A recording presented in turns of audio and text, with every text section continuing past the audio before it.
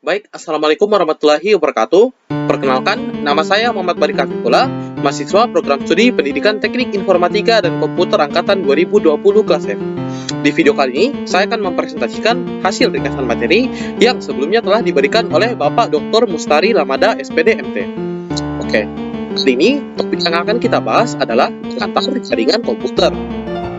Di topik ini terdapat 6 pokok bahasan, yaitu pengertian jaringan komputer dan sistem terdistribusi, sejarah jaringan dan internet, tujuan atau manfaat jaringan komputer, masalah-masalah sosial yang ditimbulkan dari jaringan komputer, dan yang terakhir, jenis-jenis jaringan. Sebelum masuk ke pokok pembahasan yang pertama, saya akan menyinggung sedikit soal perkembangan teknologi yang 3 abad sebelum sekarang, yang juga masing-masing ditandai dengan dominasi perkembangan teknologi yang berbeda. Pertama, pada abad ke-18 didominasi oleh perkembangan sistem mekanik yang mengiringi revolusi industri. Kemudian abad ke-19 merupakan zaman mesin uap. Adapun setelah itu abad ke-20 yaitu didominasi oleh teknologi radio, TV, dan komputer yang memegang peranan untuk pengumpulan, pengolahan, dan media distribusi informasi. Sementara pada abad ke-21 saat ini atau era informasi, di sini teknologi jaringan komputer global mampu menjangkau seluruh wilayah dunia. Pengembangan sistem dan teknologi yang digunakan, penyebaran informasi melalui media internet, peluncuran satelit-satelit komunikasi, dan perangkat komunikasi wireless atau seluler menandai awal abad milenium. Oke, langsung saja kita masuk ke pokok pembahasan yang pertama, yaitu pengertian jaringan komputer. Jaringan komputer adalah interkoneksi antara dua komputer autonomus atau lebih yang terhubung dengan media transmisi kabel atau tanpa kabel atau bisa disebut wireless. Autonomus adalah apabila sebuah komputer tidak melakukan kontrol terhadap komputer lain dengan akses penuh sehingga dapat membuat komputer lain restart, shutdown, kehilangan file, atau kerusakan sistem. Dalam definisi networking yang lain, autonomus dijelaskan sebagai jaringan yang independen dengan manajemen sistem sendiri atau punya admin sendiri, memiliki topologi jaringan, hardware, dan software sendiri, dan dikoneksikan dengan jaringan autonomus yang lain. Internet merupakan contoh kumpulan jaringan autonomus yang sangat besar. Dua unit komputer dikatakan dapat terkoneksi apabila keduanya bisa saling bertukar data atau informasi, berbagi resource yang dimiliki seperti file, printer, media penyimpanan. Media penyimpanan tersebut dapat berupa hard disk, floppy disk, CD-ROM, flash disk, dan lain-lain. Di dalam jaringan komputer dikenal sistem koneksi antar node atau komputer. Dan di sini kita bisa melihat ada dua node. Yang pertama ada peer-to-peer dan yang kedua client server. Peer-to-peer pada dasarnya merupakan kata yang diambil dari bahasa Inggris yang memiliki arti yaitu rekan sekerja. Peer-to-peer network sendiri adalah jaringan komputer yang terdiri dari beberapa komputer yang terhubung langsung dengan kabel crossover atau wireless atau juga dengan perantara hub atau switch. Komputer pada jaringan peer-to-peer ini cenderung berjumlah sedikit dengan 1-2 printer dan juga untuk penggunaan khusus seperti laboratorium komputer dan riset dan beberapa lain, maka model peer-to-peer ini bisa saja dikembangkan untuk koneksi lebih dari 10 hingga 100 komputer.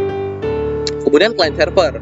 Client server merupakan model jaringan yang menggunakan satu atau beberapa komputer sebagai server yang memberikan resource-nya kepada komputer lain atau klien dalam jaringan. Selain pada jaringan lokal, sistem ini juga bisa diterapkan dengan teknologi internet yang terdapat dari suatu unit komputer yang berfungsi sebagai server yang hanya memberikan pelayanan bagi komputer lain. Selain itu, client server bisa menggunakan resource yang disediakan oleh server sesuai dengan otoritas yang diberikan oleh administrator. Kemudian di sini kita bisa melihat jenis-jenis layanan client server, yaitu file server yang berguna untuk memberikan layanan fungsi pengelolaan file, kemudian print server untuk memberikan layanan fungsi percetakan atau pencetakan, kemudian database server yaitu proses-proses fungsional mengenai database dijalankan pada mesin ini, dan stasiun lain dapat meminta layanan. Kemudian ada DIP atau Document Information Processing yang memberikan pelayanan fungsi penyimpanan, manajemen, dan pengambilan data. Kemudian ada kelebihan dan kekurangan sistem koneksi peer-to-peer. Kelebihannya yaitu implementasinya yang murah dan mudah. Kemudian tidak memerlukan software administrasi jaringan yang khusus. Dan yang terakhir, tidak memerlukan administrator jaringan. Adapun kekurangannya, jaringan tidak bisa terlalu besar atau tidak memperbesar jaringan. Tingkat keamanannya rendah dan tidak ada yang memanajemen jaringan.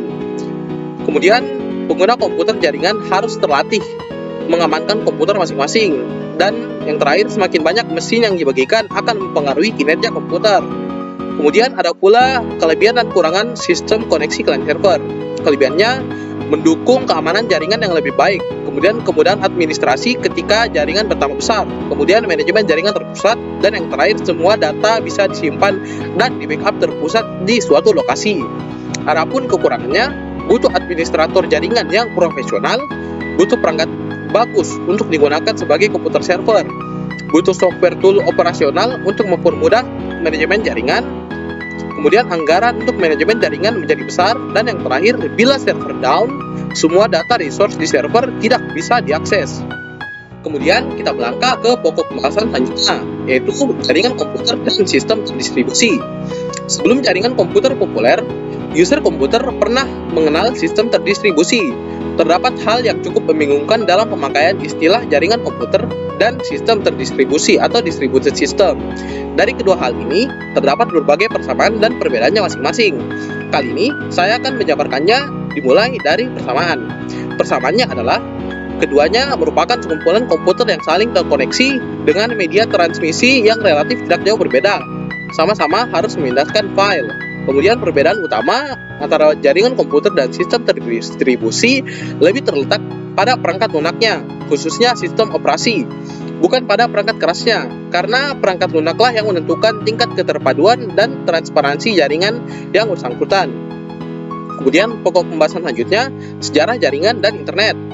Pertama, dimulai pada tahun 1950-an, ketika jenis komputer mulai membesar sampai terciptanya superkomputer. Maka sebuah komputer mesti melayani beberapa terminal. Untuk itu, ditemukan konsep distribusi proses berdasarkan waktu yang dikenal dengan nama TSS atau Time Sharing System. Dan untuk pertama kali terbentuklah jaringan atau network komputer pada lapis aplikasi. Pada sistem TSS, beberapa terminal terhubung ke sebuah host komputer. Dalam proses TSS, mulai nampak perpaduan berbagai komputer dan teknologi telekomunikasi yang pada awalnya berkembang sendiri. Kemudian kita bisa melihat di sini sejarah singkatnya. Pada tahun 1957, APRA dibentuk oleh DoD. Kemudian 1959, Len Klenrock menulis paket switching. Kemudian 1967, APRANET diterbitkan. Pada tahun 1969, DoD mengembangkan APRANET. Kemudian tahun 1970, APRANET mulai menggunakan Network Control Protocol. Kemudian 1972, Internet Working Group atau INWG dibentuk. Kemudian tahun 1973, ide Ethernet dijabarkan dalam tesis PhD dari Bob Metcalfe. Kemudian 1974, desain dari TCP atau IP dijabarkan oleh Vint Cerf dan Bob Kahm.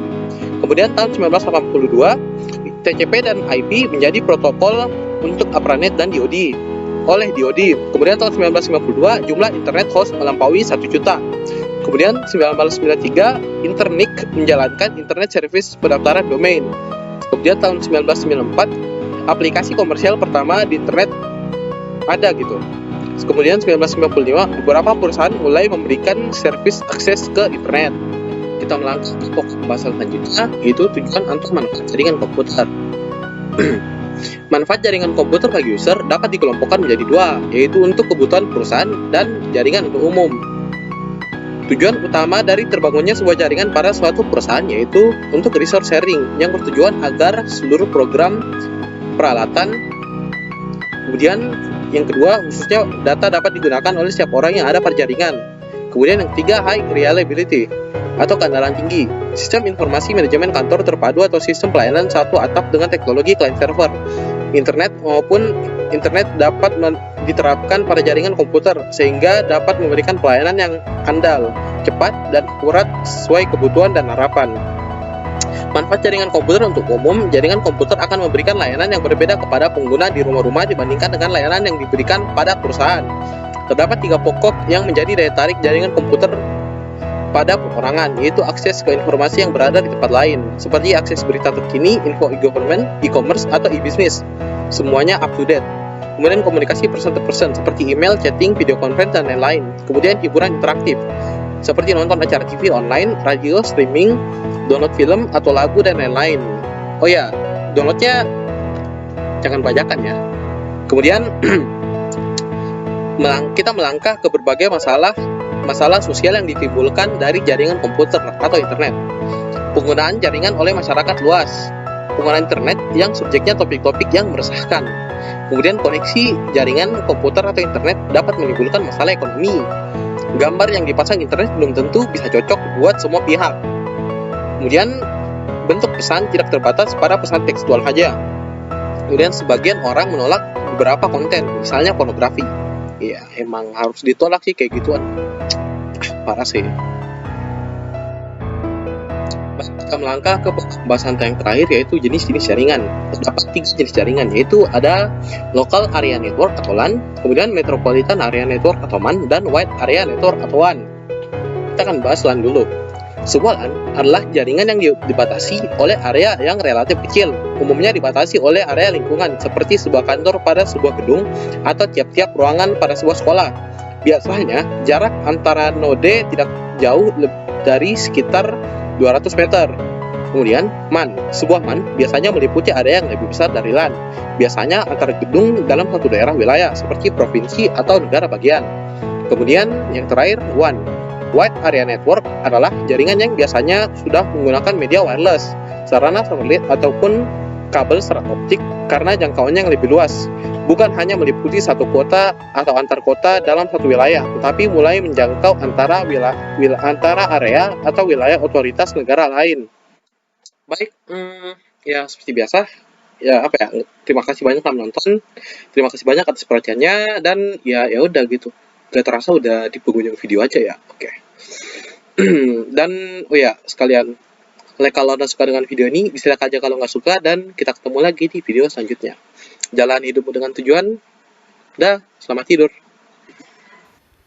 Bye.